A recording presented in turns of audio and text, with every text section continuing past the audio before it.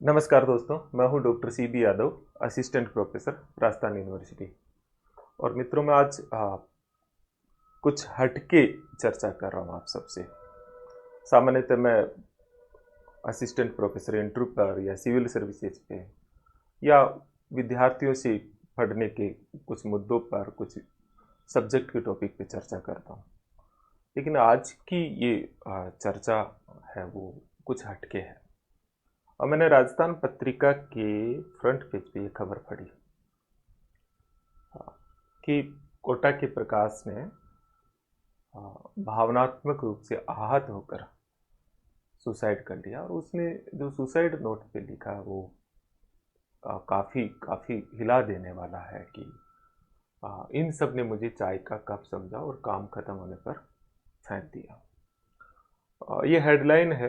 मैं इस खबर पे नहीं जा रहा क्योंकि इस तरह की खबरों के हम आदी हो गए हैं। रोज़ हम अखबारों में, सोशल मीडिया पे इस तरह की चीज़ें, खबरें हम देखते हैं और हमारे कोई खास फर्क नहीं पड़ता। लेकिन मेरा संदर्भ दूसरा है।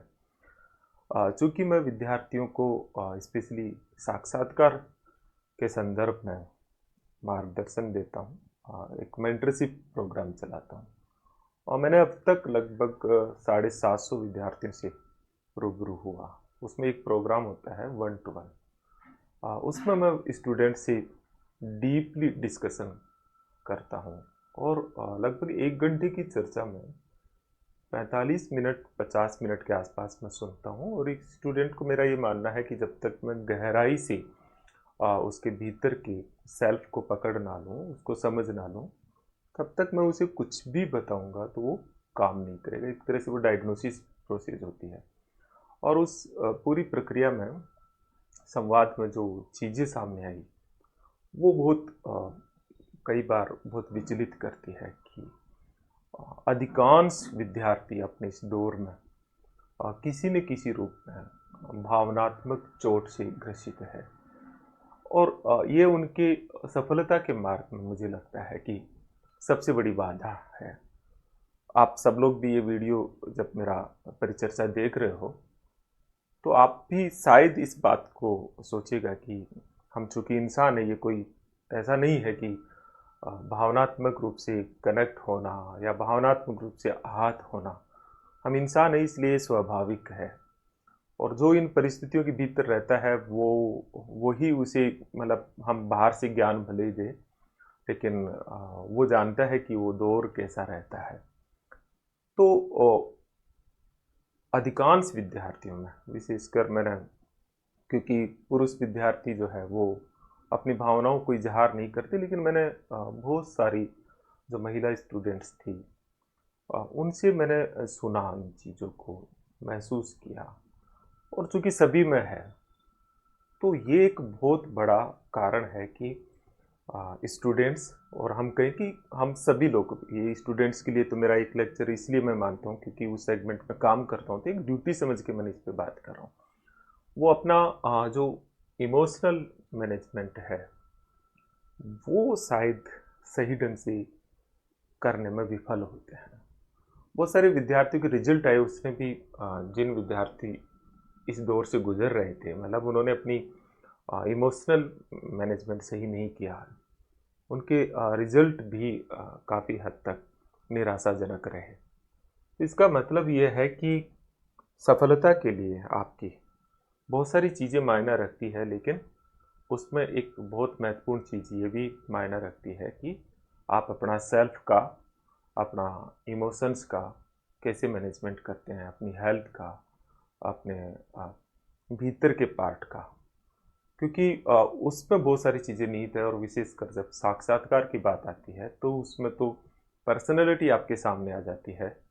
और उस व्यक्तित्व जो सब बिल्कुल बिल्कुल सामने रहता है वो, तो उसके लिए ज़रूरी है कि आपका इमोशनल रूप से स्टेबल होना, आपकी बातों में दृढ़ता और फोकस्ड दिखाई देना, कॉन्फिडेंट दिखाई देना, ये ज़रूरी है। और ये तभी पॉसिबल हो पाता है जब आप भावनात्मक रूप से मजबूत हो। आपको अपना इमोशनल मैनेजमेंट सही से आए, अपना सेल्फ मैनेजमेंट सही से आए। तो मैं इस पे आज कुछ चर्चा करूँगा, लेकिन मैं पहले ही कह रहा हूँ मित्रों, मैं इसका विशेषज्ञ नहीं हूँ। मैं ये ज़रूर हूँ कि कुछ समय से 5-7 साल से सेल्फ पे काम किया, कुछ अच्छा साहित्य पढ़ा, कुछ समझने की कोशिश की। तो जो कुछ मैं समझा हूँ, है ना, और ऑनेस्टली मैं खुद भी इस दौर से गुजरा हूँ। तो मैंने जो महसूस किया है वो मैं साझा कर रहा हूँ। आप अपनी बातें भी कमेंट में लिख के बता सकते हैं। लेकिन मुझे लगता है कि एक प्लेटफॉर्म ऐसा हो तो कोई गलत नहीं है। इस पे बात करना कोई गुनाह नहीं है। इस पे बात होनी चाहिए। और यही सोच के मैं आज कुछ महत्वपूर्ण चीज़ें आपके सामने रख रहा हूँ। और अगर आप इसे देखते हैं इस वीडियो को, तो निश्चित तौर पे कुछ तो आपके रास्ता मिलेगा, ये मेरा विश्वास है। मैं 2-3 सवाल आपको देता हूँ मित्रों कि बेसिकली प्रॉब्लम कहाँ है, ये मैं थोड़ा समझ रहा हूँ। हालांकि मैं इस बात को फिर स्पष्ट कर देता हूँ कि जो उस दौर से गुजरता है वो ही जानता है। वो ये सब चीज़ें सुनने के लिए तैयार भी नहीं होता। लेकिन अगर आप भी इस दौर से गुजर रहे हैं तो ज़रूर कुछ बातों पर विचार कीजिए।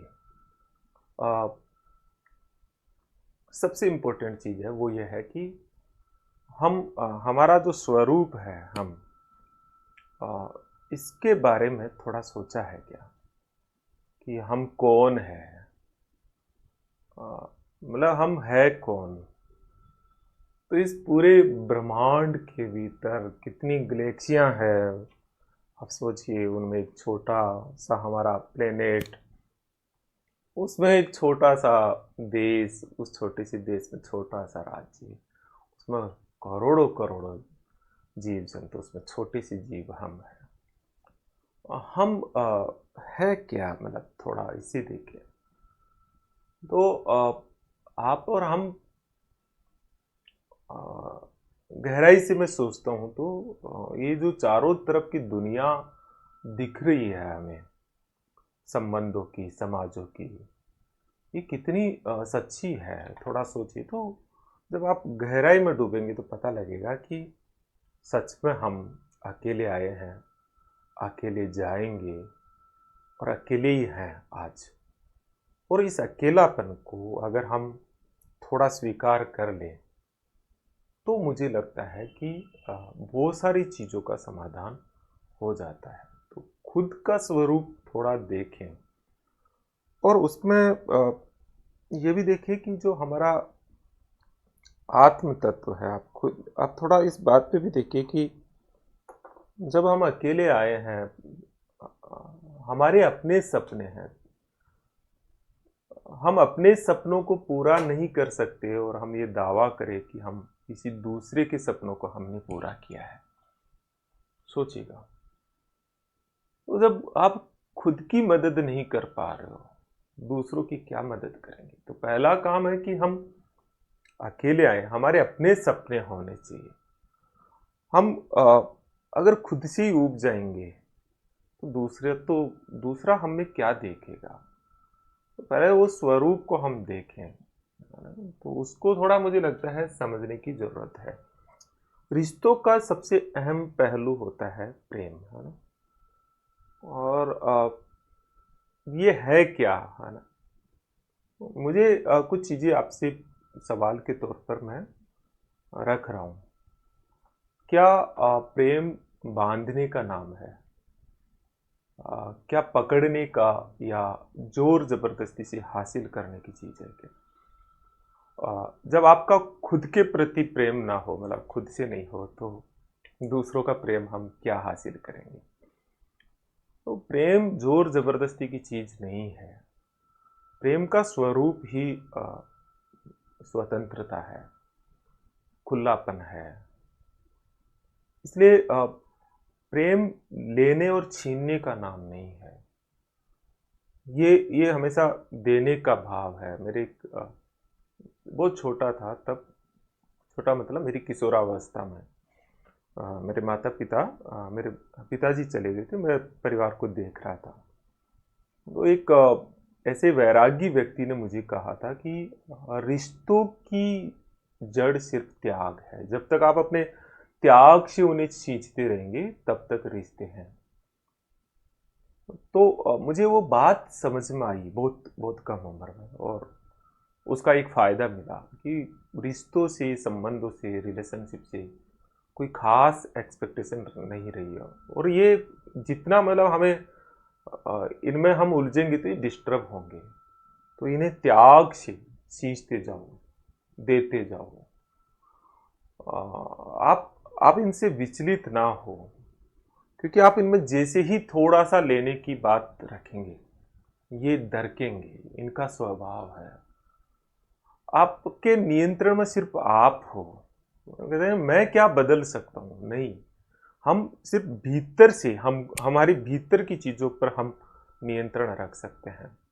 बाहर का संसार हमारे नियंत्रण में नहीं है। क्या कर सकते हो कि किसी को भी नियंत्रण हो? क्यों कर रहे हो?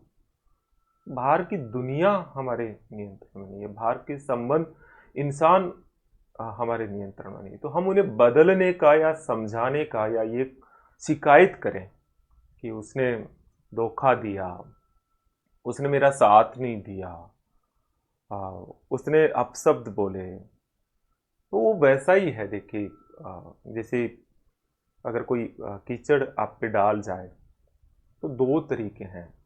एक तरीका है कि हम ये कहें कि उसने कीचड़ क्यों डाला, हम रिवेंज लें। तो एक दूसरा तरीका है कि हम स्नान करें, कपड़े धोए और चल पड़े।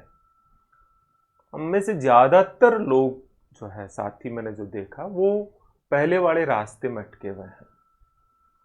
तो दूसरों के कीचड़ को, दूसरों की चीज़ों को, मैं ये भी नहीं कहता कि वो कीचड़ होता है, लेकिन वो जो भी है उसको क्यों अपने ऊपर भार रखते हो आप? उसे हटाओ, पानी डालो, साफ और चल पड़ो। ये मुझे समझ में आया है।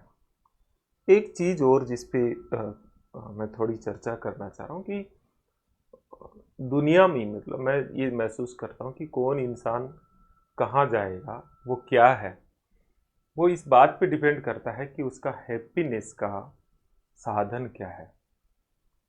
अगर किसी को चोरी डकैती हिंसा करने में खुशी मिलती है, हालांकि मानव का मूल स्वरूप ऐसा नहीं है। मानव का मूल स्वरूप बहुत नैतिक मूल्य से युक्त है। लेकिन मान लीजिए कि उसे इस पे आनंद आने लग जाए और कोई इसी को आनंद समझ ले, तो फिर वो उसी रास्ते पे चल पड़ता है। कोई अपनी खुशी के लिए किसी दूसरे पर निर्भर हो जाए तो फिर उसी पे, मतलब सारी जड़ यही है। किसी को अगर स्वाध्याय में खुशी मिलने लग जाए तो फिर वो भीतर की तरफ चल पड़ता है। किसी को आ, किसी विशेष क्षेत्र में काम करने में खुशी मिल जाए तो वो उसमें बहुत बड़ा सफल होता है। तो आप थोड़ा चेक करें, मुझे लगता है इस बात को, कि आपकी खुशी कहाँ है। और इन सब समस्याओं की जड़ में मुझे महसूस हुआ कि जब हम खुशी जो है, जो हमारे भीतर है, उस तक पहुंचने का रास्ता थोड़ा मुश्किल है, लेकिन उसकी बजाय जब हम बाहर की तरफ दूसरों में इसको ढूंढने लगते हैं तो मुझे लगता है कि एक बहुत बड़ी समस्या जन्म लेती है हमारे जीवन में। और इसीलिए एक विचारणीय सूत्र है कि मेरी खुशी का स्रोत कौन है। थोड़ा सोचो इस पर। और जब आप इन सवाल को सोचेंगे तो आप पाएंगे कि शायद इन सब समस्याओं की जड़ कहीं और है। आपने अपनी खुशी को गिरवी रख दिया है, उसे दूसरों का गुलाम बना दिया है, इसलिए उसको टटोले, देखें। और मैं लास्ट में इसके कुछ समाधान, जो तरीके हम कुछ कर सकते हैं, उस पर आऊँगा, इसलिए आप इसे थोड़ा और कंटिन्यू रखें। तो अपने जीवन को लेकर के भी देखें। मैंने अभी आपको बताया ना कि इंसान को एक बहुत बड़ा अहंकार हो जाता है कि मैं ये हूँ, मुझे किसी ने ये कह दिया, मेरा ये हो गया। हम एक बताए, एक बड़े से ब्रह्मांड के छोटे छोटे, आप अपना वजूद देखेंगे तो हम बहुत छोटी सी अस्तित्व के लिए आए हैं। ये ब्रह्मांड करोड़ों करोड़ों सालों से चल रहा है, उसमें एक छोटा सा जीवन हमको बिता के जाना है। और इस जीवन का उद्देश्य क्या है? तो आप देखेंगे कि इस जीवन में जो पीस और हैप्पीनेस के साथ, इन दो के लिए हम लोग कर रहे होते हैं। तो उसके साथ अगर हम इस शरीर जो हमको भगवान ने दिया है, प्रकृति ने दिया है, उसको अगर हम स्वस्थ रखते हुए, अगर अच्छे से हमारे संबंधों को मैनेज करते हुए अगर हम व्यतीत कर जाए, तो क्या छोटी बात थोड़ी। हम क्या बड़े बड़े लक्ष्य रखते हैं कि मैं ये कर दूंगा, मैं वो बन जाऊंगा, मैं ऐसा कर दूंगा। कोई खास इतना लोड मत लो, समझिए, इतना भार मत पालो अपने आप पे। हल्का रहना सीखो। जैसे ही आप थोड़ा इन सवालों पे, मैं जो सवाल आपके सामने रख रहा हूँ, और ये इसलिए रख रहा हूँ क्योंकि मुझे ऐसा महसूस हुआ इस पूरी जर्नी में, जो इंटरव्यू की जर्नी में, कि स्टूडेंट्स की बड़ी मेजर प्रॉब्लम ये है और इससे निकलना आसान नहीं है। तो मैं एक थोड़ा सा क्या मदद कर सकता हूँ, मुझे पता नहीं कि उससे कोई फर्क पड़ेगा, लेकिन कुछ तो फर्क पड़ेगा। इस पॉइंट पे आते हैं कि देखिए, ये सारा ज्ञान देना बहुत आसान है, मैं इसमें बहुत कम विश्वास करता हूँ, लेकिन फिर भी ये बताना पड़ता है। जरूरी चीज ये है कि करने योग्य स्टेप्स क्या है, जिससे हम जो आध्यात्मिक ज्ञान देते हैं, अच्छी लेक्चर देते हैं, बड़ी बड़ी बातें करते हैं, आसान है, उन तक पहुंच पाए हम। उन रास्तों पर मेरा ज़्यादा यकीन है जिन पे चल कर के हम इनको खोज सके, हम इनको ढूंढ सके। तो वो छोटे छोटे स्टेप्स मैं ज़रूर आपसे साझा करना चाहूँगा कि क्या कर सकते हो आप। और मैं भी उस प्रैक्टिशनर हूँ, लगातार करता ही रहता हूँ। तो ऐसा नहीं है कि सारी चीज़ों में मैं परफेक्ट हूँ ना। हम इंसान है, इंसान की अपनी लिमिटेशंस है, और इसको स्वीकार कर लेते तो जीवन बहुत आसान और सरल हो जाता है। तो पहला सूत्र जो मुझे लगता है वो है मेडिटेशन, कि आप इस पे थोड़ा सा काम करो। इसे अपनी दिनचर्या का हिस्सा बनाओ। मेडिटेशन के बहुत सारे रूप हैं, लेकिन ये कोई बहुत मुश्किल काम नहीं है अगर आपका थोड़ी इच्छा शक्ति हो, विल पावर हो।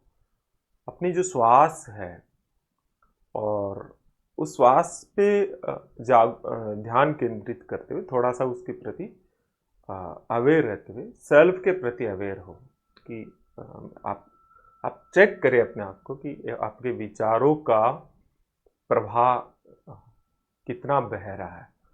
उस विचारों के प्रवाह को जो बाहर की तरफ दौड़ रहा है, उस प्रवाह को रोक करके उसका प्रवाह भीतर की तरफ डालें और धीरे धीरे उसको शांत करते जाएं।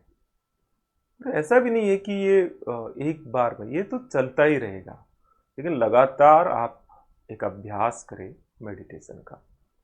जैसे आप इसको अभ्यास को लाओगे, आपका धीरे धीरे सेंटर ऑफ हैप्पीनेस रियल जगह सेट होना शुरू होगा।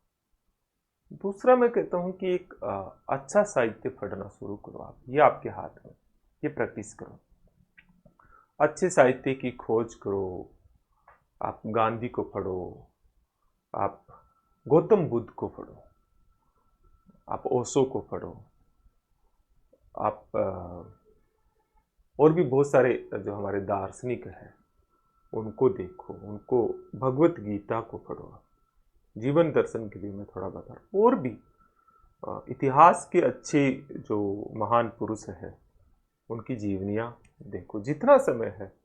कोई ऐसा नहीं है कि केवल पढ़ते ही जाना है, लेकिन जो जो एक गैप मिलता है उसमें एक हैबिट में, प्रैक्टिस में लेके आओ कि अच्छा साहित्य आपके चारों तरफ रहे। अच्छे लोग जो इस तरह से आपको लगता है कि जिन्होंने अपना एक जीवन संतुलित जीवन है, उनके साथ थोड़ा समय व्यतीत करो। तो ये किया जा सकता है। ये जो तीसरी चीज है वो बहुत पावरफुल है। मैं ये मानता हूँ कि सभी चीजों की जड़ है कंपैशन, करुणा, अहिंसा, प्यार। ये अलग अलग शब्द है, ये है एक ही। तो इन पे वर्क करो अपने भीतर। वर्क का मतलब इनका लगातार आपके भीतर ये प्रस्फुटित हो, ये चीज आपके मूल्यों में और मजबूत हो। आप इन पे काम करेंगे तो बड़ी ताकतवर चीज जन्म लेगी। क्योंकि कंपेशन या करुणा जब हम करते हैं तो धीरे धीरे धीरे धीरे इसका जब अभ्यास करते जाते हैं तो आप में मतलब एक भीतर से बहुत सारे मूल्यों का, मैं कहता हूँ सभी अच्छे मूल्यों का उद्घाटित होना शुरू हो जाते हैं। वैल्यूज अच्छे उद्घाटित होना शुरू होते हैं और उससे आप एकदम से आपका अद्वैत भाव जन्म लेता है। किसी एक के प्रति आसक्ति या प्रेम के स्थान पर आप इस प्रकृति से, सभी जीवों से, सभी लोगों से एक प्रेम और अपनत्व का भाव जागृत होता है। हर पीड़ित व्यक्ति के दर्द को महसूस करने की ताकत विकसित होती है। करुणा बहुत पावरफुल चीज है और करुणा से ही अहिंसा का जन्म होता है। खुद को चोट पहुंचाना, चाहे वो भावनात्मक हो चाहे दूसरी तरह की हो, वो भी हिंसा है। ना खुद को पहुंचाए ना दूसरों को पहुंचाए। और मैं जो समझ पाया वो यही समझ पाया कि हम इसको कम से कम खुद को और दूसरों को चोट पहुंचाते हुए अपनी अगर जीवन यात्रा जी लेते हैं, चल पड़ते हैं, उस रास्ते को निकाल देते हैं, तो यही मुझे लगता है कि इस जीवन का सबसे बेहतरीन रास्ता है जिसको हम जीवन उद्देश्य कहते हैं। हो सकता है कि कोई और चीज़ हो, लेकिन मुझे ये बात ही समझ में आई है। तो करुणा को, अहिंसा को, प्यार को, है ना, इसके रियल सेंस के भीतर इसको उद्घाटित करो। और ये थोड़ा आप जब भीतर जाओगे तभी ये धीरे धीरे विकसित होगा। एक चीज मैं जरूर इस पे ऐड करूंगा कि जो हम कर सकते हैं, ये सारी चीजें फिर मैं वहीं आ रहा हूँ कि मैंने शायद ज्यादा बड़ी बात बता दी है। करुणा, अहिंसा पहुंच कैसे सकते हैं, उसका एक तरीका है मित्रों, वो है मौन, साइलेंस। बहुत बड़ी ताकत है। हमारा चित्त जो है ना, चित्त वृत्ति, आप थोड़ा उसमें पतंजलि का योग पढ़ते हैं। मैं दर्शन शास्त्र का विद्यार्थी रहा तो थोड़ा पढ़ लेता था मुझे। तो हमारी जो चित्त वृत्तियां हैं, है ना, उनको अगर हम शांत करें उन वृत्तियों को, तो उसका एक तरीका है मौन, मेडिटेशन। मौन के बिना मेडिटेशन भी संभव नहीं है। चित्त जो अस्थिर होता है वो हमारे शब्दों से अस्थिर होता है। हमारी जड़ ही यही है कि हम शब्दों से, तर्कों से, बातों से लोगों को समझाना चाहते हैं, समस्या को दूर करना चाहते हैं। लेकिन समस्या को दूर करने का प्रयास है, यही हमारी सबसे बड़ा संकट है, सबसे बड़ी आपदा है। अगर हम इसको जैसे ही छोड़ते हैं तो मुक्त हो जाते हैं। मौन अपनाने से हम बहुत सारे संघर्षों से मुक्त होते हैं और भीतर की तरफ हमारा प्रवाह बढ़ता है। जिस इंसान ने मौन को एक्सेप्ट किया है, उसके भीतर एक अलग प्रकार का तेज, अलग प्रकार का मतलब एक चेहरे के भाव, आंखों में ऊर्जा झलकती है। अपने चित्त को जिस विषय पे आप लगाना चाहोगे वहां पे सेट हो जाएगा। फिर आप जो भी कुछ करना चाहेंगे, आप पढ़ेंगे तो आपका अलग ही तरह का परिणाम आएगा।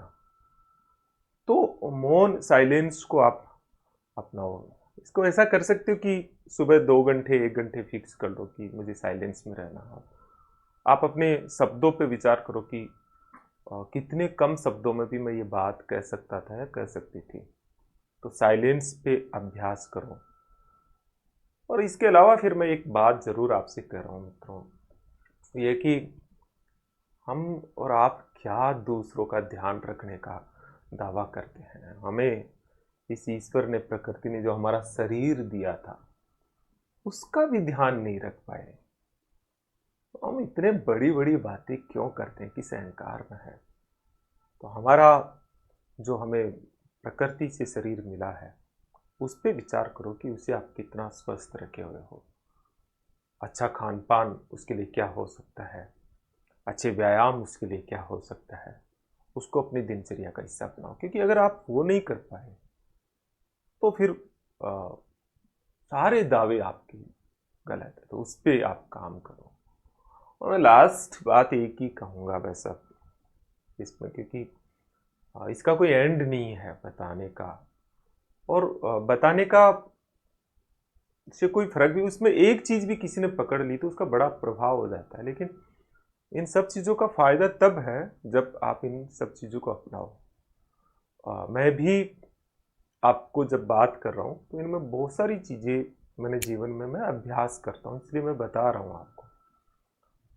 तो लास्ट बात जो मैं आपको कह सकता हूँ वो है continuous practice of your self awareness. अपने आपके प्रति जागरूक रहने का सतत अभ्यास करो, क्योंकि चित्त आपको कहीं ना कहीं दूसरी जगह लेके जाएगा। तो उसका लगातार आप अभ्यास करो।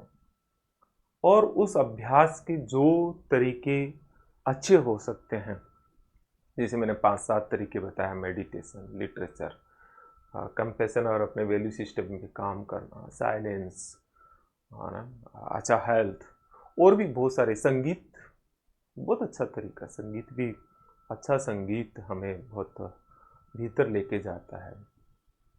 तो वो सारे तरीके पर आप अभ्यास शुरू करो। ये आपका समय जाया नहीं करेंगे, बल्कि आपके इमोशनल स्टेबिलिटी को लाएंगे, अपनी एनर्जी की प्रोडक्टिविटी को बढ़ाएंगे, और आप जो चाहते हो वो आप प्राप्त कर पाएंगे। और आप एक बेहतरीन इंसान के तौर पर उभरेंगे। विशेषकर साक्षात्कार वाले स्टूडेंट्स के लिए मैं ज़रूर ये कहूँगा कि ये जो मैंने कुछ प्रैक्टिसेस बताई है, इन पे आप काम करो।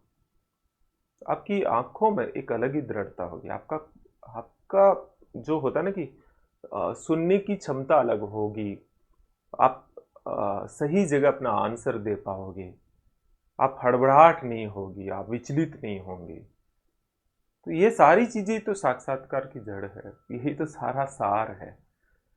इसे आप शब्दों से नहीं, इसे आप एक्शन से, अभ्यास से धीरे धीरे लगातार बढ़ाते जाओ। कंप्लीट हम कभी नहीं होंगे ना, ऐसा प्रयास करना है, लेकिन सतत रूप से उस रास्ते पे चलते जाओ। बस आप सबको मेरी बातों का जरूर, उसमें कुछ अच्छी कुछ बुरी बातें होगी, उनका उन पे ज़रूर आप विचार करेंगे और नीचे कमेंट्स में मुझे बताएंगे भी। बस इससे ज़्यादा कुछ नहीं। चलिए, नमस्कार।